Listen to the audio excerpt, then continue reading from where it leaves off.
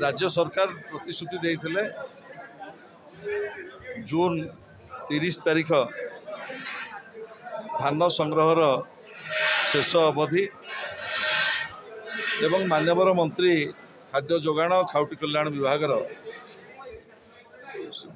आसीथिले ब्रह्मगिरी चाषीकूल को आश्वस्त करथिले जे समस्त बड़का धान बिक्री योग्य बड़का धान चाषी माने जो माने समवाय संस्था पैक्स रे रजिस्ट्रेशन करछंती चाषींकर समस्त बड़का धान किणा जीव किंतु दुर्भाग्यर कथा आज आसिकी 6 तारीख हेलाणी 30 तारीख दिन मंडी रे धान संग्रह व्यवस्था को बंद कर दिया गला एवं ब्रह्मगिरी चाषीकूल जो माने विभिन्न समवाय संस्था पैक्स मानकरे रजिस्ट्रेशन करथिले एवं टोकन मध्य पाइथिले टोकन रो अवधि थिला बेले समस्त टोकन रो धान उठाला नहीं लक्ष लक्ष क्विंटाल धान वर्तमान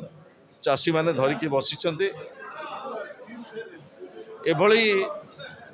घटना केबे ब्रह्मगिरी घटी नथिला। मोर निवेदन रहिबो निर्वाचित प्रतिनिधि मानकू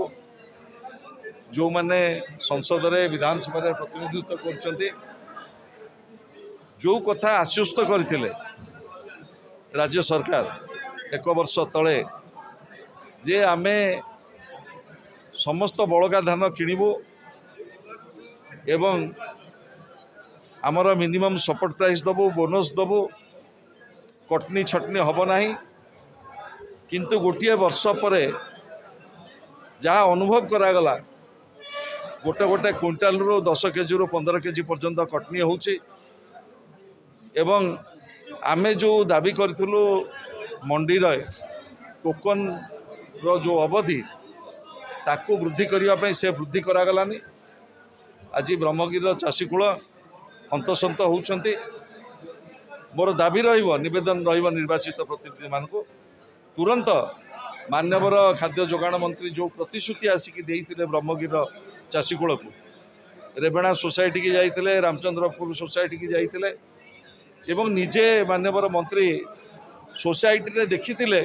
किभली धान गदा होइकी रहिछि। मोर आशा तुरंत से माने कि बड़का धान